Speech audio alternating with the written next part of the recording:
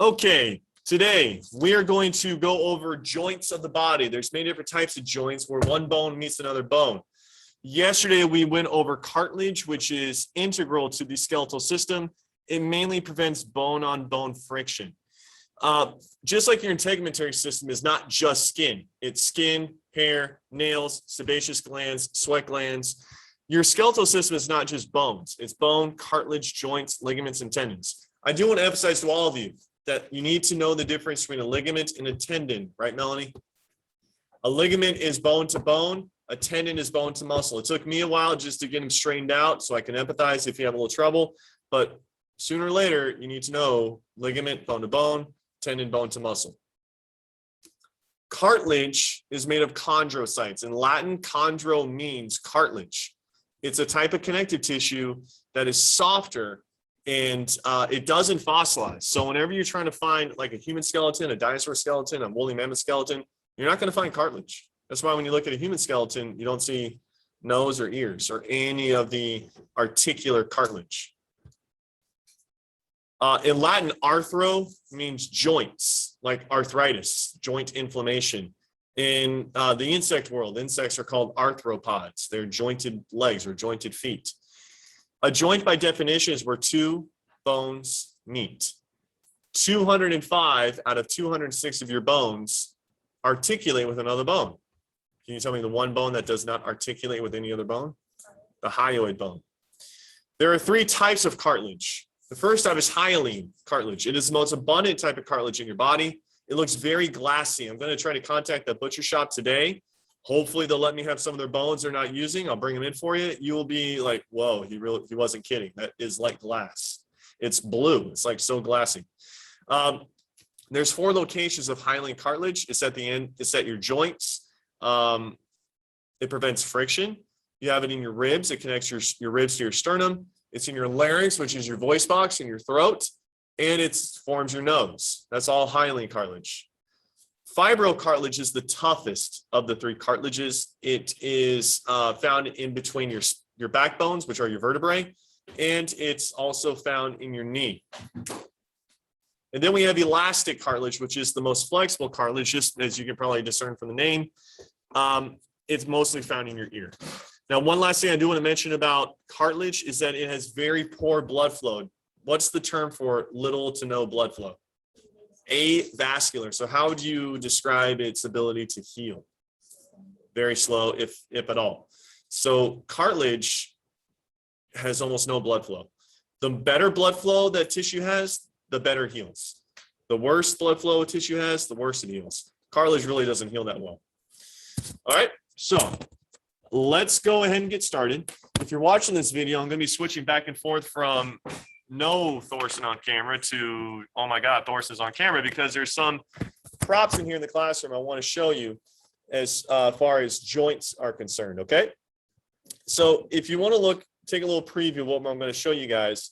These are various images, so if you're a visual learner, I have plenty of stuff to show you today. And you also have some handouts that you're at your desk that you should be referring to throughout today, okay? So let's get started. We are going to begin today with joints.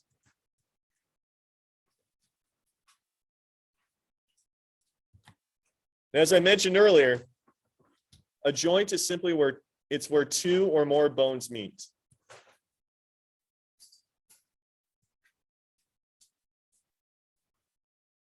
This is known as articulation.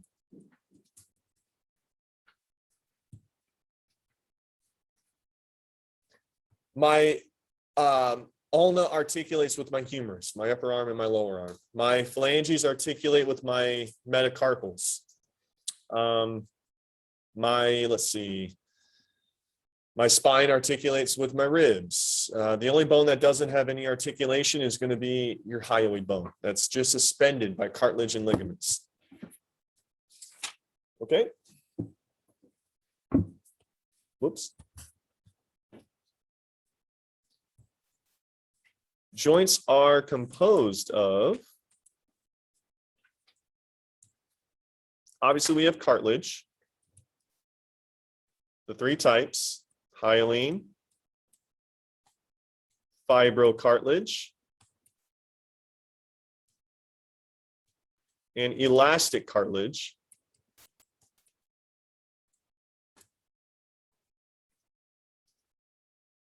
It's composed of ligaments. What do ligaments connect? Give it a try. Bone to bone. Tendons connect bone to muscle.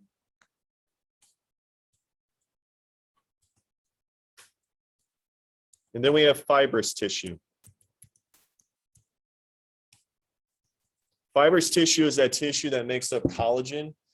Actually, collagen composes this. What I meant to say, it composes scar tissue. If any of you have a scar that never really healed well and you have some really hard tissue in there, that's fibrous tissue, scar tissue. So scar tissue is fibrous tissue, and that tissue is really tough and it's really strong. So any joints that have fibrous tissue in it are going to be very limited in their movement.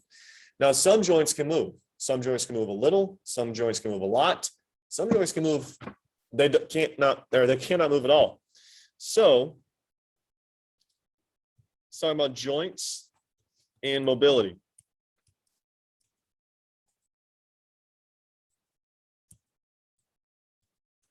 Joints can be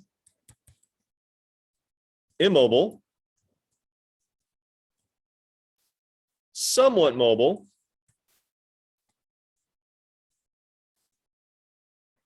or highly mobile. There are some joints in your body where one bone meets another bone and they cannot move at all. No movement happening. Forget about it.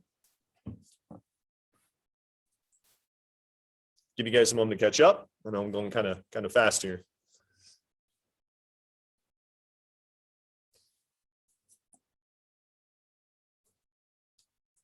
Now, you guys are honors anatomy and physiology.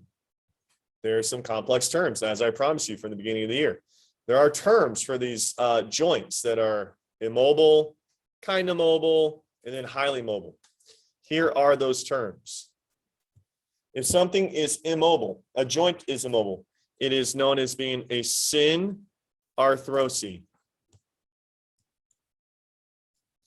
Arthro means joint.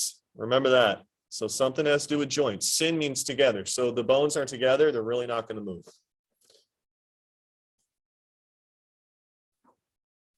Somewhat mobile is amphiarthrosy. Keep spelling wrong. Amphiarthrosy. And then highly mobile is diarthrosy. Just a few extra terms for you. Synarthrosy, no movement. Amphiarthrosy, kind of, some movement. And then diarthrosy, lots of movement. Shoulders, knees, arms, fingers, ankles, wrists. Okay, we're almost into the examples, the actual types of joints. One last thing. There are two functions of joints.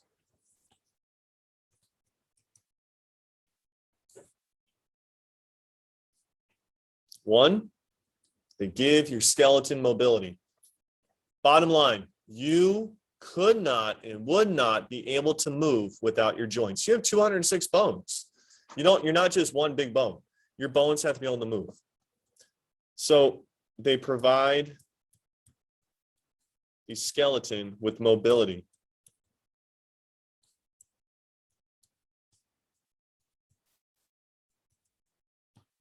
Number two, they hold the skeleton together.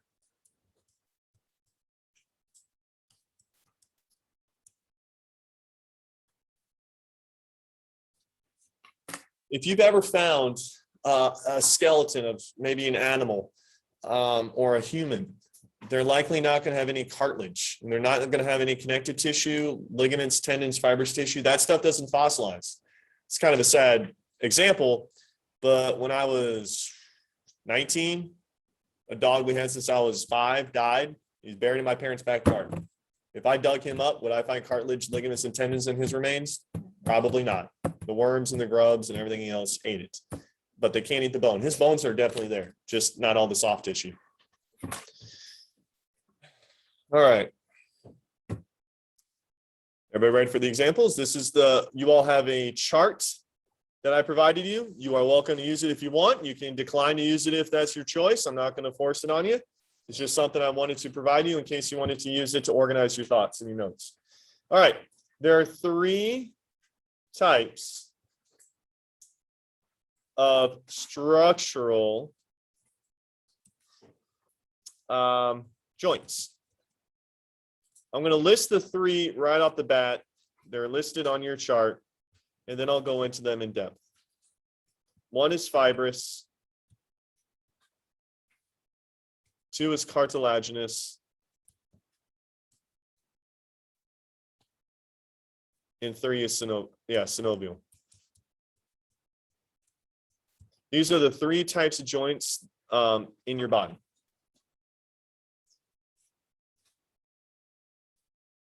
All right, some basic facts about these 3, and then I'll go into specific examples of the types of them, okay? Fibrous joints have fibrous connective tissue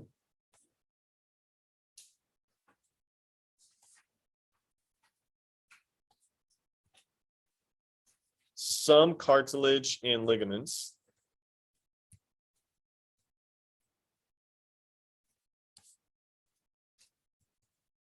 And there's little to no movement capable. Just that word fibrous, ever since I was in school, I'm like, that just sounds like tough. Scar tissue is fibrous tissue.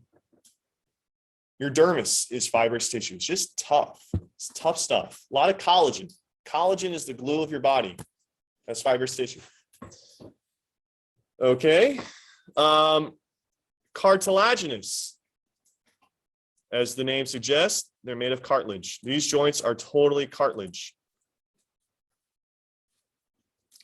There is little to no movement.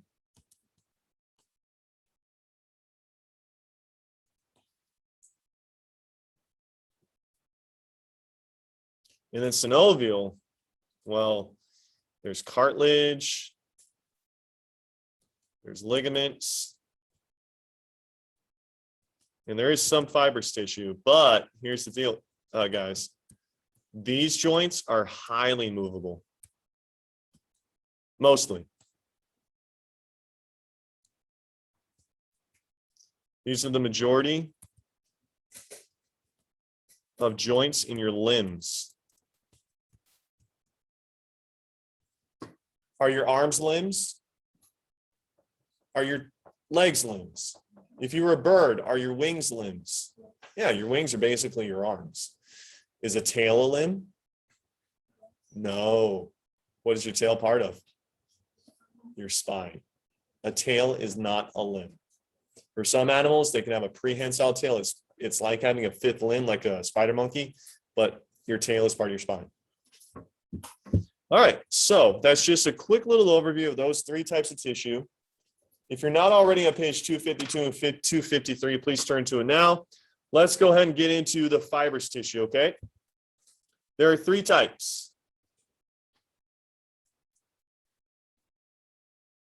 Type number 1 are going to be called sutures.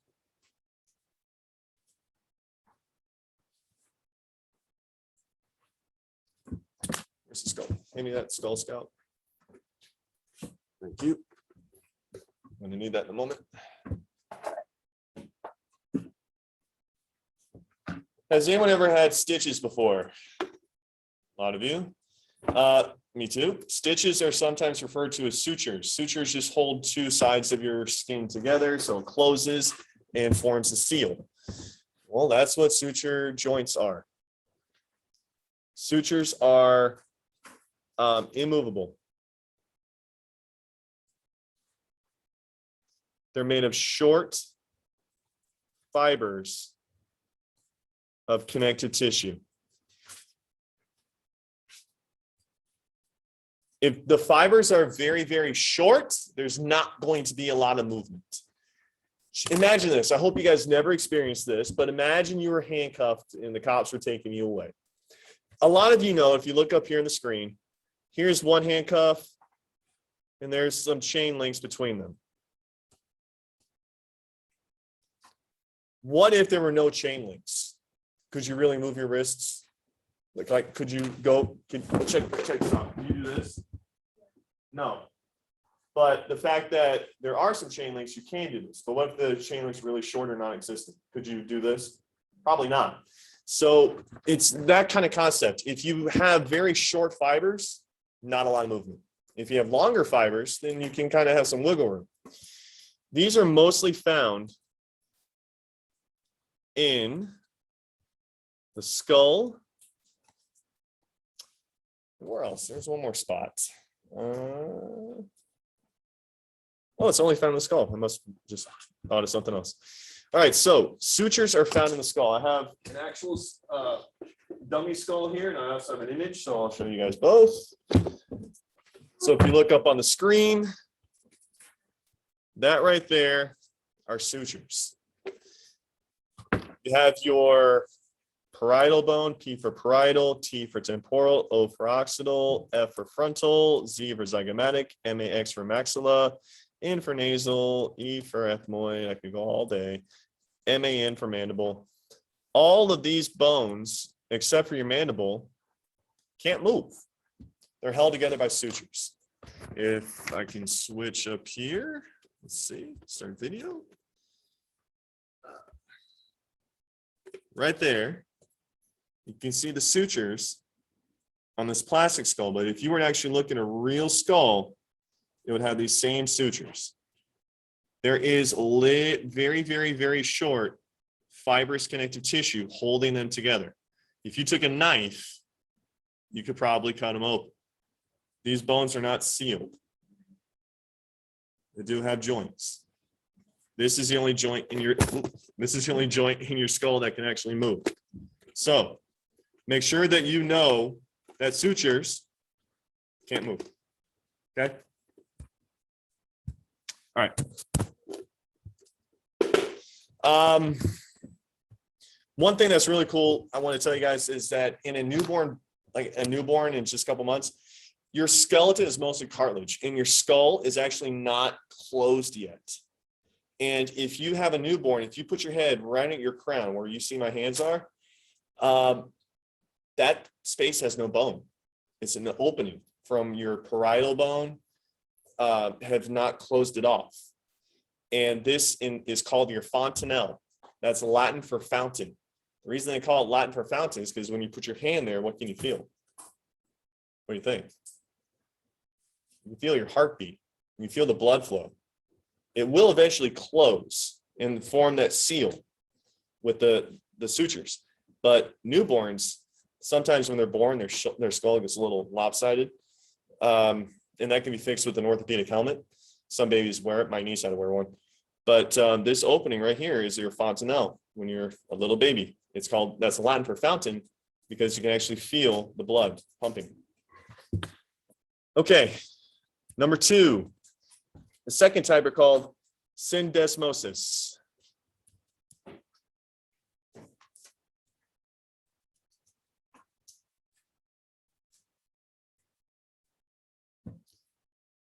This is exclusively ligaments. What do ligaments connect? Bones to other bones is correct.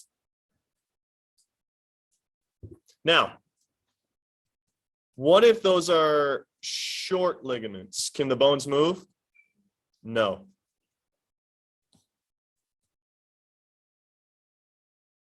It's like having no chain links between your handcuffs. You can't move. What if they're long ligaments? Can the bones move? Yeah.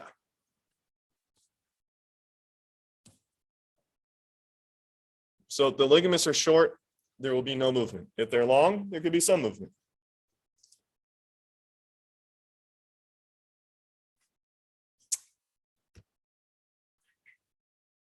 This is found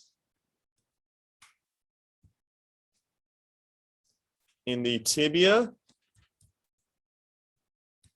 and fibula. So I'm going to give me a moment to switch my computer around. I'm going to show you guys the image and I'll go get an actual prop here. Just give me just one sec. I'm going to go get my leg bones.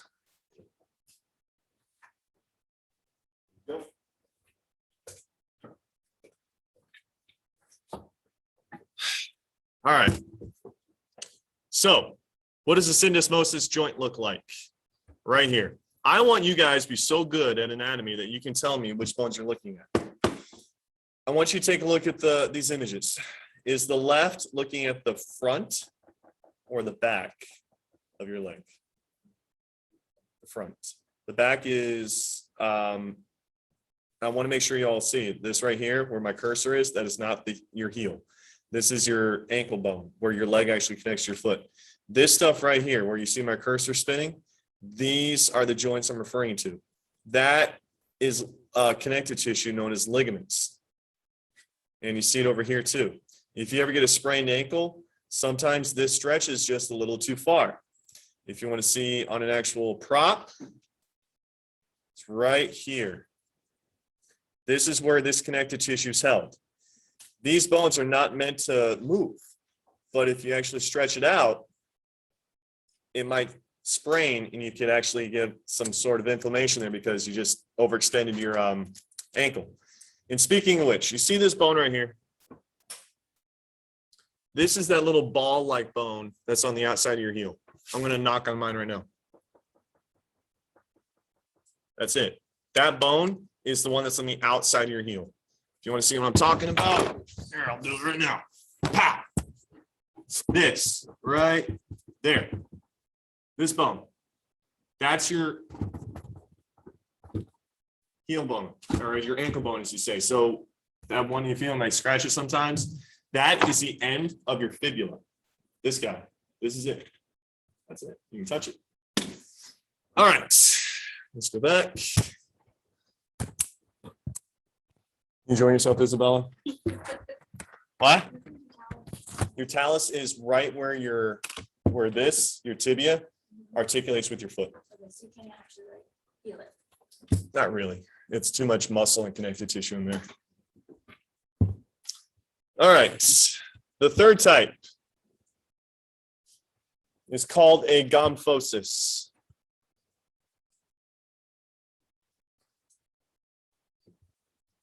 This is nicknamed a peg in socket. You do not want this to be mobile when I tell you where it is. If you're already taking a peek at your book on page 252, you can already see where it's found. You want this to be immobile.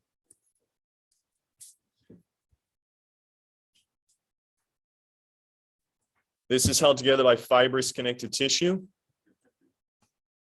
And for those of you that are taking a peek on page 252, this is definitely going to be short fibrous connective tissue. So it's going to definitely limit its movement.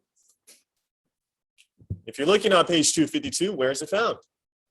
Your teeth. Yes, Sloan. On the chart what you're writing, it's spelled with an E-S-E-S, and on the chart says S-I-S. It's not that big a difference. Yeah, it doesn't matter.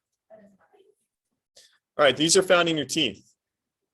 So as I said, I really hope you guys don't want this to be mobile. If you want to know, look at this diagram up here on the screen.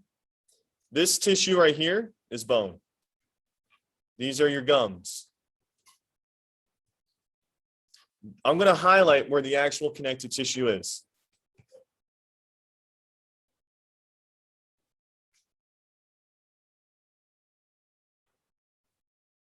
That is the connective tissue.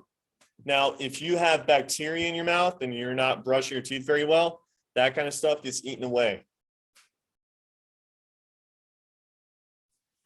So definitely brush your teeth, floss, get all that nasty bacteria out of there, because that bacteria is digging into your bone and into your gums. That's what bacteria does. And if it gets into your bone, that's not good. So you got to take care of your gums and you have to take care of your teeth. Okay, that does it for fibrous joints. Okay. Let me move this out of my way because it's going to kind of impede my writing.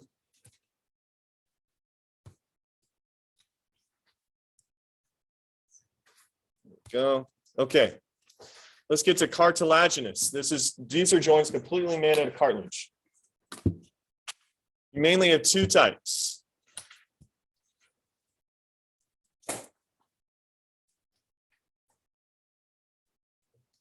One is going to be called a synchondrosis. You see an affix in there you learned yesterday? What does chondro mean? Cartilage. Syn means together. So this is cartilage that holds two bones together. And when I say hold them together, there's going to really be no movement. This is mostly made, I'm pretty sure it's fibro cartilage. Is it fibro cartilage? Nope, I'm wrong. Hyaline cartilage.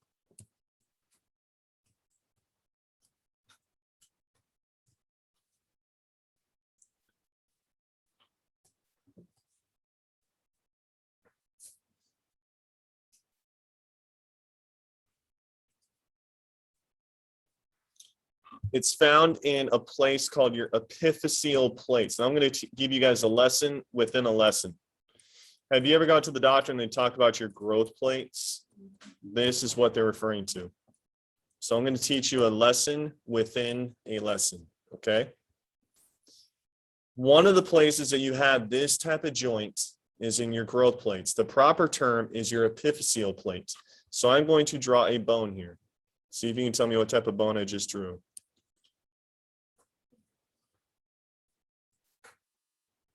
What did you say, Jackie? Or who said it? Isabella said it. All right. That's your femur. Now, this is a long bone. There are 5 bone shapes: long, short, irregular, sesamoid, flat. This is a long bone. This is actually the longest bone of your body. And the parts I'm going to highlight in yellow are the ends. These 2 ends are known as epiphyses. Epiphyses is plural for epiphysis. Epiphysis is singular. Epiphyses is plural. Now, which part of this femur connects closer to your body? The top here or the bottom? The top. This is called your proximal epiphysis. What do you remember what proximal means from Unit 1 back in August? Closer to the body or further from the body? Proximal means further. So what do you think the one that's further from your body is called? That's right. Good job. This is called your distal epiphysis. And then this blue part I'm highlighting is the shaft of the long bone. This is called the diaphysis. I was not planning on teaching that to you until tomorrow, but it came up, so I might as well go over it. Okay. Now, why am I talking about these? Because right about here, I'm going to put a little red line. Right about here is your epiphyseal plate.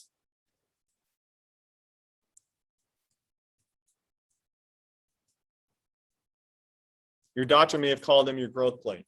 That's cartilage. It allows your bone to grow. Typically, they close right around your age. A lot of you are pretty much done growing. The guys, maybe a little more. Girls, when you get to junior, senior year of high school, you're pretty much done. So you're gonna have to live that height the rest of your life. All right. That is one place where this type of joint can be found. The other is going to be the first pair of ribs. So when you have the manubrium, which is the head of your sternum, you have this cartilage right here. Then you have your ribs.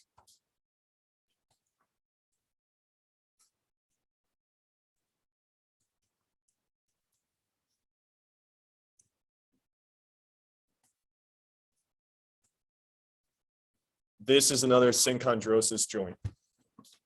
Just the first pair. The second, third, fourth, fifth, sixth, seven, eight, nine, the rest of them don't have this. That's just hyaline cartilage. This is going to be a little, or that's more flexible cartilage, I should say. This is going to be a little less flexible. All right. Now, the second type is going to be called a symphysis.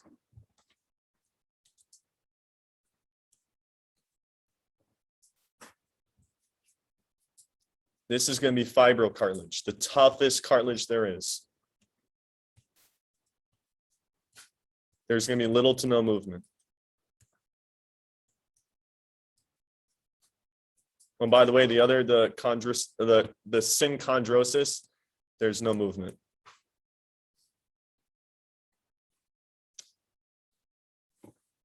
Now, we're gonna have a little fun here. This is found in two places.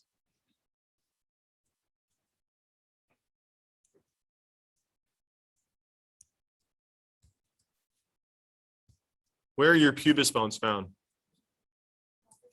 Your pelvis, which is your hips, and it's going to be found in intervertebral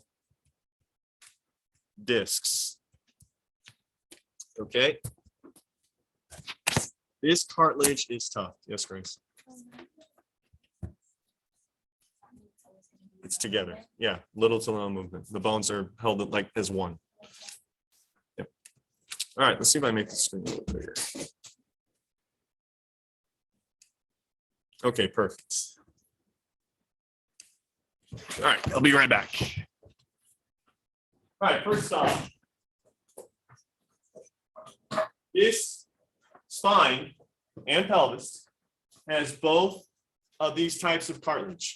So first off, you see this? What do you call backbones? Vertebrae. What is this stuff in between each vertebrae? That's cartilage. That's fibril cartilage. That's really, really tough. Also, that's going to be one place where these joints are located. Another place is right here.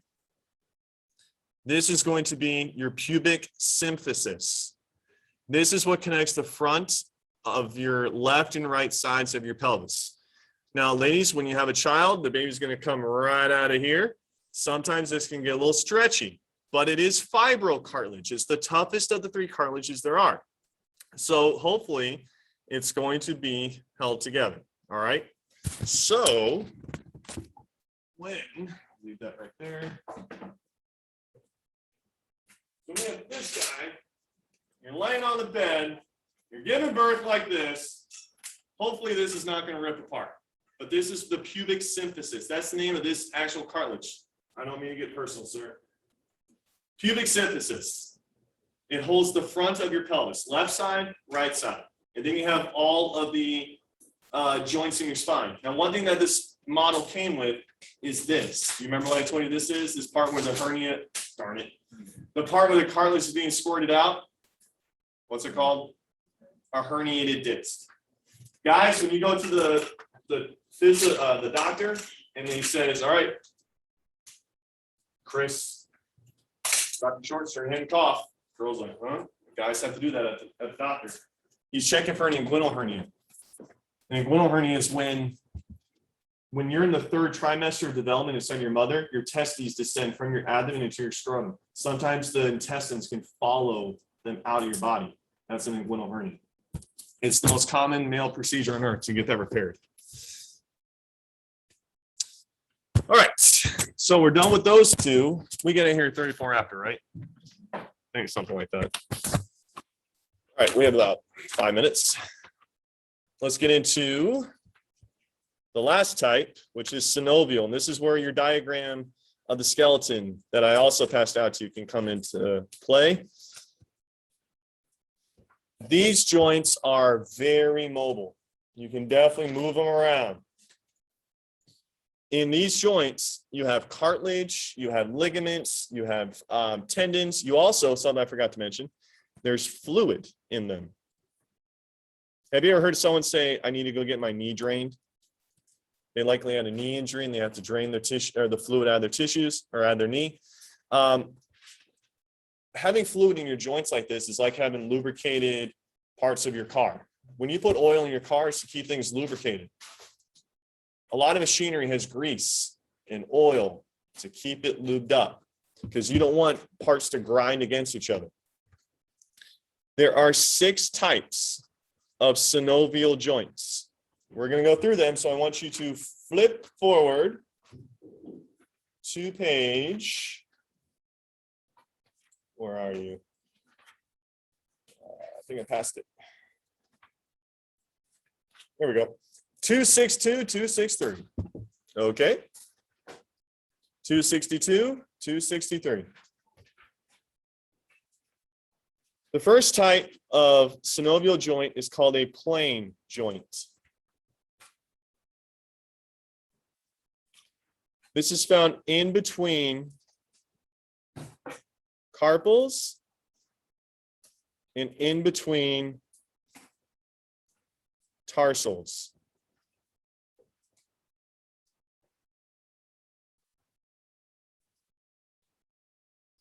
It can also be in between some of the joints of your neck.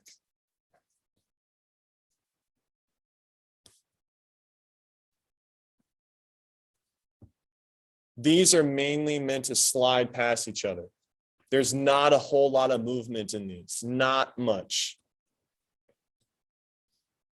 I really need you guys to look at your textbook on 262, 263 so you can see what I'm talking about. The plane joints are found in between your carpals. You have 8 carpals in each wrist. You have 7 tarsals in each ankle. They really don't move a whole lot. They move very little. But as you heard from the beginning of class, a joint is where 2 bones meet. Even bones that don't move a lot, they have a joint. These are known as plane joints. They're between your carpals and your tarsals. B is going to be a hinge joint. This is going to be really easy. This is all you FSU fans. When you do your FSU chop like this, oh, you're doing your hinge joint movement. It's just like a door hinge. If I open up my cabinet over here, hinges. Right there. Now, this is a flexion. Check this out. This is flexing. This is extending. What is this? Good job, Melissa. Hyper extension. Don't go too far. Here's let's see if I can put this back on camera. Let me show you guys something with your leg. I had a student in my fifth period who said this happened to her. Cheerleading. So check this out. Here's your thigh. Here's your shin. This is flexing. What's this? Extending. What's this? Hyperextending. You went too far forward. That's how you really damage some cartilage and ligaments. What? Your elbow kind of hyperextends. That's right. Okay. In this one, there's ligaments and cartilage. And this is going to be at your elbow, knee, fingers, and toes. Your elbows, knees, fingers, and toes can do hinging. Just open like a door. We're going to have to stop there. We will do the other 4 tomorrow.